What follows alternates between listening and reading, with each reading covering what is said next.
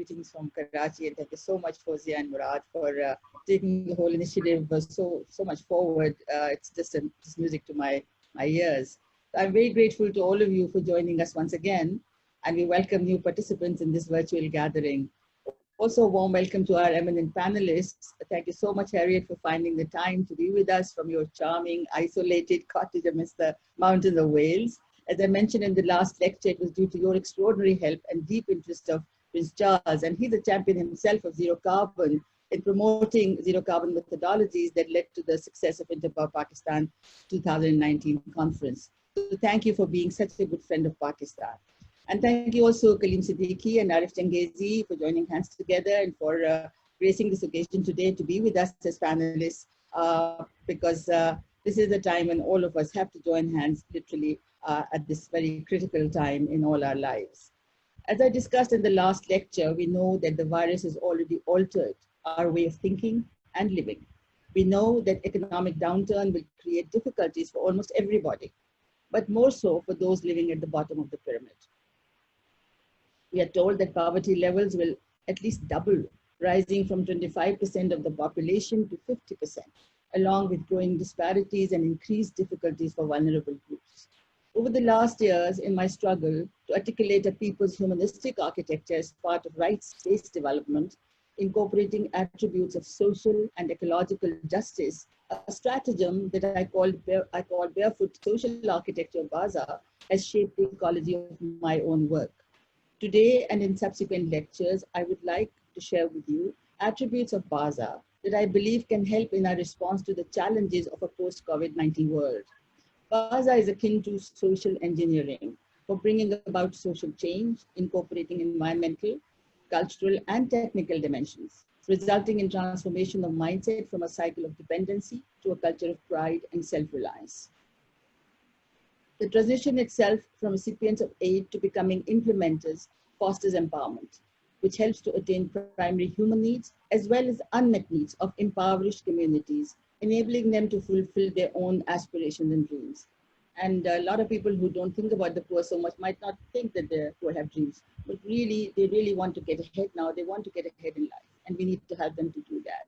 On the one hand, Baza seeks to democratize architecture that provides people with well-being and self-esteem. On the other, it has partiality for zero carbon footprint, using ubiquitous earth, conservators magic lime, and renewable bamboo. These are materials that I will be discussing in detail in my next lecture. As you might know, I don't use any other materials except these three in the work that I do today. Now, I was able to fine-tune the methodology because today my life's mission is to find ways to build for the other 99% of our populations, as well as to deal with climate change impact by reduction of GHG, the greenhouse gas emissions, and the dictum I follow is low cost, zero carbon, and zero waste. So now we'll start the slide presentation. As you can see, the title of my presentation today is Baza and Design for Human and Planetary Health. Both are equally important for us. So a few months ago, I was delivering my keynote during the Vienna Biennale, Vienna, that beautiful city of Mozart, on the theme of the broken planet, extremely well curated by Professor Elke Krasny and curator Angelika Fitz of Vienna Architecture Museum, and the use of my barefoot model as a mechanism for healing the planet. I found that many in the audience were perplexed and asked, why barefoot? I had to respond, it is because the work I do today is with people who walk barefoot. They have no shoes. I had overlooked that in affluent countries, nobody is used to people walking without shoes. So of course in Pakistan, and we see the slide with the barefoot boy, and many other countries, a vast number of people are barefoot because of lack of resources. But walking barefoot also has its rewards, we must remember.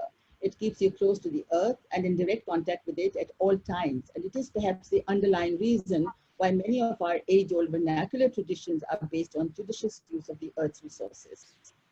Now, I thought today, I work in heritage, and I very much wanted somehow to also introduce that to you.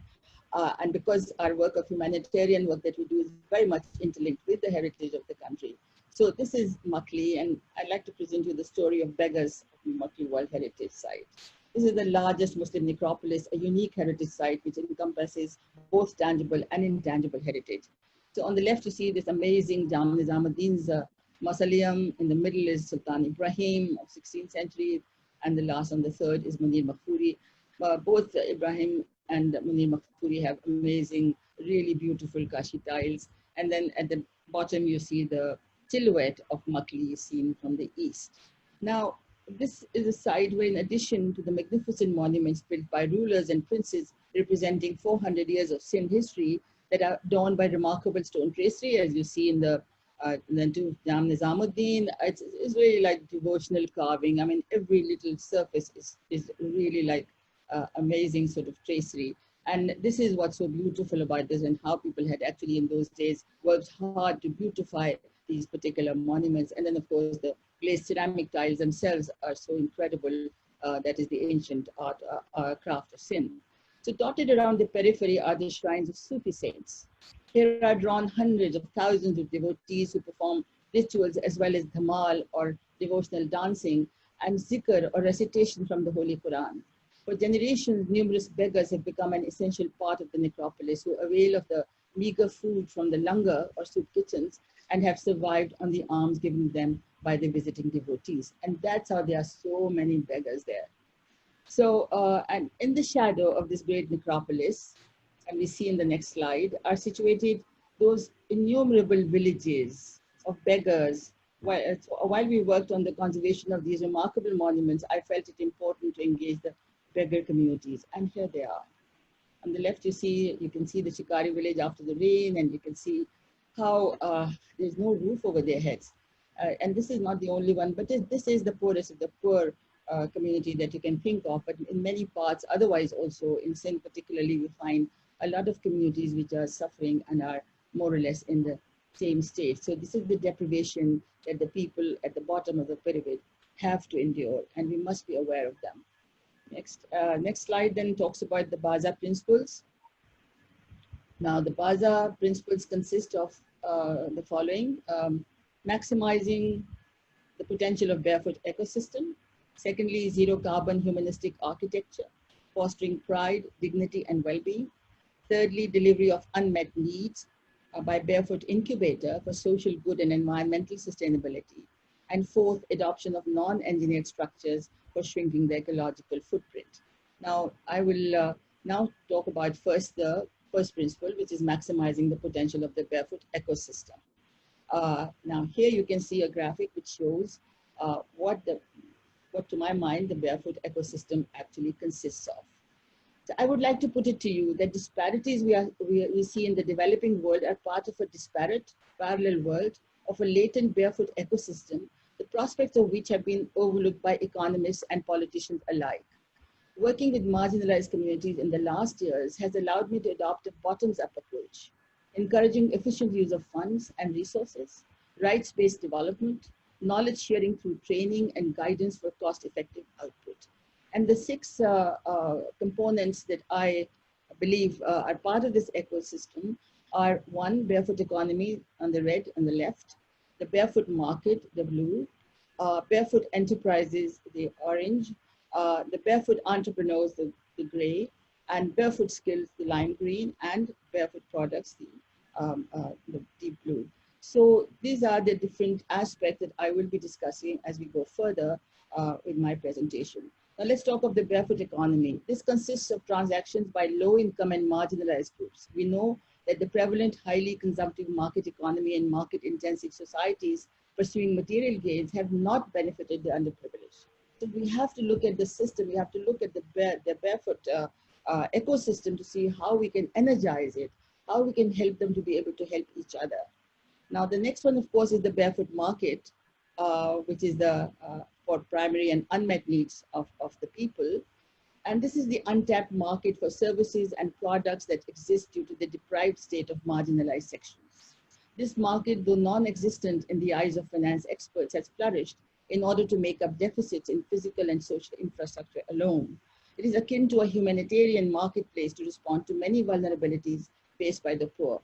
And if you look at the slide on the top left, the shelter is a safe shelter, which everybody needs and must be. This is part of the rights space. The four components that I believe must be with everybody that is on this planet. And so the first is the shelter. The second is really the chula. Every housewife has a right to have a clean stove. and to give healthy food to her kids. There's water that is needed by everybody. You cannot actually survive without water, but you must know there are lots of people in the world who are without water. And then there's, of course, sanitation, most important for dignity of women and must be provided to them. And then on the bottom, you see all the different slides, which are really about different needs of the people. So let's now look at the market created by the deficit in primary needs of people, consisting of shelter, water, sanitation, and clean cooking. Now, this is the project that we actually undertook about in 2018. It's called the Green Shelters Program. And the idea was to see how we could provide these basic primary needs to people, along with co-building, which is that how do we involve the whole community with us in this? And so about 700 structures were provided to these beggars that lived around Makli. And then they had to co-build with us. So that means that we provided the materials and the structure, the basic structure, and they completed them. And you can see how transformative the whole process has been, where they lived in filth and dirt, and now they have, you know, really, really clean areas. And they keeping them clean. They don't really let it all disappear again in the same way or become dirty and grubby. And I think that's what's important to understand, that when you co-build, when you work with people, then they take pride in what they have and they will take care of it. They will start develop a sense of ownership, which is the most important thing. So a shelter is one. Then the next is clean cooking. This, of course, is the Pakistan Chula, which won the World Habitat Award in 2018, which I showed you in the last slides, in my last lecture, how the trophy was brought to Makli to be handed over. And this is the clean cooking arrangement. You see the two drawings on the right. The bottom is the section where you light up one, you know, sort of basically one chula, and the other one, the next one is lit up, heated up by the same fire, and then it goes up through a chimney. So basically, two pans can be cooking at the same time, and then you also can warm up your water. And on the top, you see how the isometric was. But that's how I designed it. And then you look at the left and see how the people have now owned it, how beautiful they've become. And you know, especially the earthen platform that protects them from any kind of flooding, because it is all stabilized with lime. So this is something I'll be discussing actually next week, about the materials that we use and how wonderful they are if you use them properly. And the next one we see now, the slide, which is to provide water. This is the water pump. It's also raised also because of the flooding, to avoid any kind of submerging of the water pump into water. And you need, a lot of times you must see, you know, when you see these pictures of the flood areas, when the flooding is there's water everywhere, but there's no water to drink because everything has got submerged. So we've got to learn to build on platforms. That's what Mohenjo-daro is all about. That's why we need to learn from tradition and from heritage. Because if you are living in an area which can be submerged in water, well, you've got to have things that will keep you afloat, keep you above, and, you know, provide you refuge. So this you can see on the left is how then women use it, and this is something that's a necessity and everybody has a right to have it. Then the next one, of course, is toilets, which is not given much credence by our governments. But I believe they are the ones that really must be with every family to provide dignity to women. And it is essential that we start a campaign for just making toilets everywhere in Pakistan. Something like 10 million, I think, that we have to make. So we need to start very fast. So these are the primary needs, and there's a lot of materials in this, lot of skills in this that are needed, which all become part of the whole barefoot ecosystem. Now, let's then go on to the next one, which is the enterprise. It's called, you know, the barefoot enterprise. So what are they? Now, the barefoot market is underpinned by barefoot enterprises. These are services and products for basic and unmet needs. I keep on talking about unmet needs. These are those needs that nobody ever bothers about them, because all of us have them already. We have every facility. So we can't think, but the poor really do not have them. And so those are things that we must see that they are able to use. So I explained regarding the primary need structures, but there are a host of enterprises dependent upon the needs of the community, which range from household products along with food items such as dairy and vegetables. Here you see a bunch of women who are really are wonderful skilled artisans now, who are producing basically you know, products out of clay, either terracotta or glazed kind of work. So then we now move on to to barefoot entrepreneurs that are being trained, and we have trained a very large number of them. These are the ones that we did in the beginning. As you can see, we teach them, exactly how to produce the products, and then they go on and they teach others, or they make chulas or shelter or toilets. And these are persons who serve the impoverished communities. They are not to serve the rich. They are there for their own people. And they charge a small fee, and thus they become millionaires, a very small fee. For example, by exploiting the market for Pakistan Chula, one the couple, Champa and Kanji, by charging rupees 200 per unit, has helped build 30,000 units, earning 125,000 per month, or over 25 times their original income of rupees 5,000. So I believe that very soon, many of my barefoot entrepreneurs will actually become millionaires, because there are toilets, there are shelters, there are all kinds of other micro enterprises. And we must remember that the whole humanity, I mean, as I said, there may be half our population that may go under the poverty line. And so these are the people we have to go and help out in some way. So then there are also the barefoot skills that are imparted to the unskilled and the non-literate for a host of low-cost products for income generation, and trainings for safe construction, bamboo and earth materials, terracotta and glazed tiles. These were again the first ones that we trained. They were all beggars, and from what I know, most of them have not gone back to begging. That means that they are all able to earn enough to be able to survive. And then you can see there are lots of women in that as well, because women are really in the forefront of a lot of work that we do. Now, barefoot products are based on locally sourced, affordable eco materials that contribute to improved quality of life. The products consist of sun-dried brick or lime brick, prefab thatch panels, and bamboo doors and windows, to household items of terracotta and glazed ceramics, to organic soap and recycled briquettes, and compost from waste, to name a few. With their focus on fulfilling societal primary needs, these products and services find a ready market in surrounding marginalized communities. So you see a bunch of terracotta and glazed ceramic work, and also the bamboo benches and so on. And it's amazing how well these are all being sold in villages and among the poor.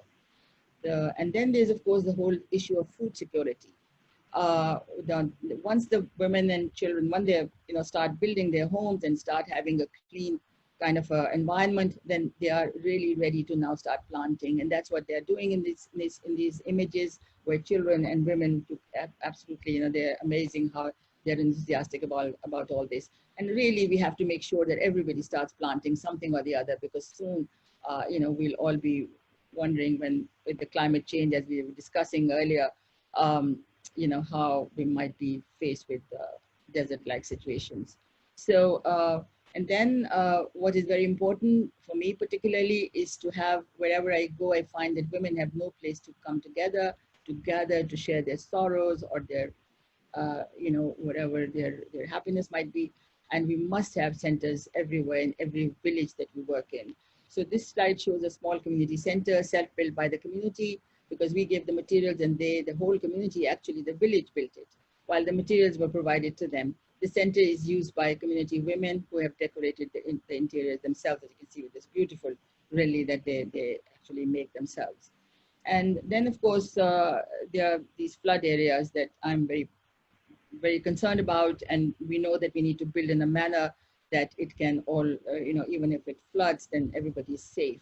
So this actually is a video by Al Jazeera, who had done the animation, and you can see that even if the water rises up, if you have refuge in the upper level, then you are safe. And that's what we have to do, is to provide safety to people, because displacement is the worst thing that can happen to you. It takes you months before you can again restart. And then they are in the same kind of area where it floods every year. There's this school on stilts in Darya Khan Sheikh in Sindh. And you can see again that this will be, anybody who's up there will be safe. And that's what we need to do. And then I thought I'll bring in this particular activity that was carried out with the help of Murad Jamil, who's here with us, who was actually the chair of, I think, the educational, what was it, the BAE of IAP, and he arranged for students to actually arrive, and they all together with the community, they built this little one-room school. And this is something also that can be taken up very, very easily, and we can really, propagate it, and young architects can be participating in all this. So what is important is that, this event that took place and with the Board of Education of IAP, that these kind of activities should be taken up. Now, I have brought in also another slide for you, which is stories from Makli during the lockdown. And as you will see, on the left is our, our soap, the Rita soap, the organic soap that one of my villages, Mother Earth Products Village, produces. And we got a permit from the administration, and now these are being sold to people who come there, and it's the right time because everybody needs to wash hands, and soap is very expensive, but this one is really quite sort of affordable, and they are making something like 2,000 rupees a day. And then there's also the village, which is our green village, which produces vegetables and moringa trees. They are now selling their vegetables. And I thought I'd show it to you to show that even when everything is under lockdown, when it's very difficult to transport goods from one place to the other, if things are being produced locally, then it is possible for all of us to survive. So when we are thinking of settlements and how we want to design and lay out and plan, we should be thinking of these issues. Now, let me turn now to the necessity for emergency facilities for disaster preparedness as part of zero carbon island initiatives. And I know that I did present it the last time, but it's a little bit more more detailed now. And this is an animation for the 12-bed ward. And just to remind you that it can be done very quickly and very easily with prefab bamboo panels, which are erected, which are maybe produced elsewhere, brought in here, and then put together. And basically, because we do use quite a lot of curved bamboo, so domical forms are very, very prominent now in the work that we do.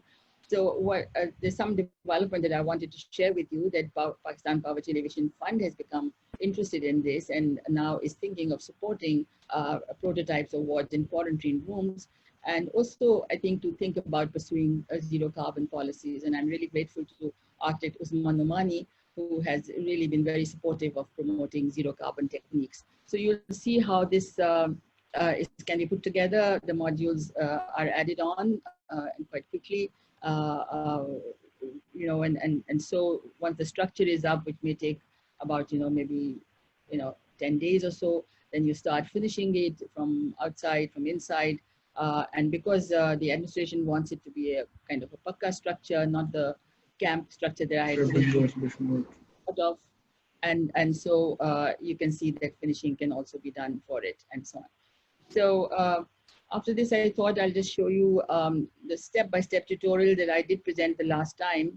Sorry, this is just finishing off. This is really matting, date palm matting being put on the ceiling and then covered with thatch.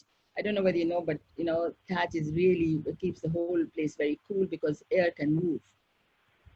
So these are all these techniques that exist in traditional kind of architecture, and which we need to learn from and take them forward.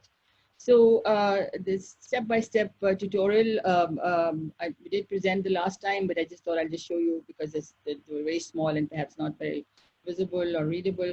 And so basically these slides, and we'll just run through them very quickly, that they are, step-by-step sort of information as to how you do. So in the next slide, we see how the bamboo is curved, how they can be fabricated. No, sorry, in the slide we have the tools and the materials. That's all right, carry on. Yes, that's all right. So tools and the materials, so we can put down everything that we need, like from earth to lime to bamboo and everything else, and also whatever is needed in terms of making them. Next will be where we start, how do you bend. We teach the technique of bending the bamboo. It has not been done very often in Pakistan, but we now quite excel in that. And then, of course, once the whole thing is put together, then it's taken to the site and assembled there. So the last slide will show you how assembly can take place, and you can, the whole thing is done. So now that we've ended with our slides, I'd just like to say that Adman is considering beginning sort of online live trainings and guidance for those interested in taking up such building activities.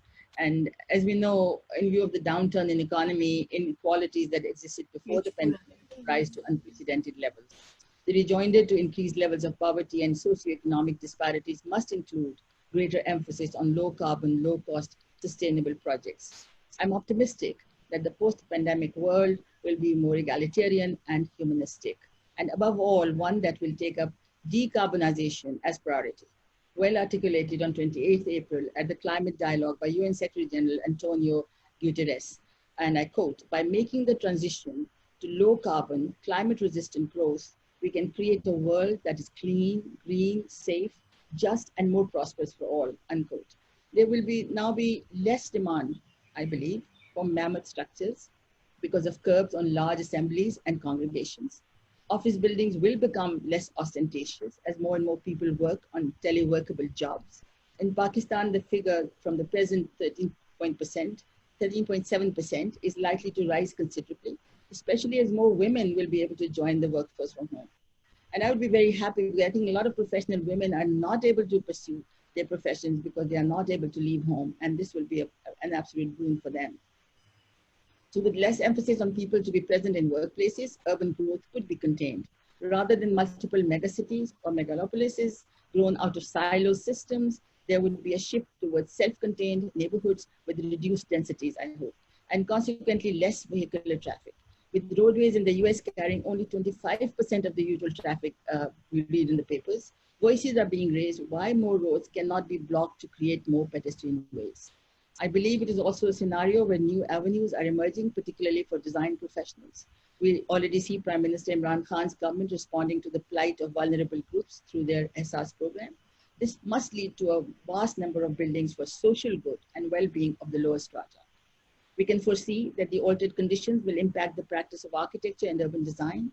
In preference to large conglomerate consultancies, we are likely to see the ascendance of smaller practices. The question then will be, will architects continue to hanker after designing iconic buildings? Or will they veer towards what can be called democratization of architecture based on community participation, co-building and co-creation, a kind of new way of designing? In conclusion, I would like to ask you, my friends, are you ready to take up the challenges to architecture and urbanism that are posed by COVID-19 imperatives of human and planetary health, to refashion the built environment of the future to correspond to a disaster-prone new normal? And we must remember, where at one time we thought, there are areas where earthquake will happen, there are areas where floods will happen, or tsunami will happen, and we need to be prepared for that. But today, we don't know where this virus will happen. We don't know, it crosses all borders. We don't know when it will happen and how it will happen. So the world is disaster prone completely every day. So we need to be really looking at what I say, the disaster prone new normal. Thank you very much for your patience. I'm most grateful to you.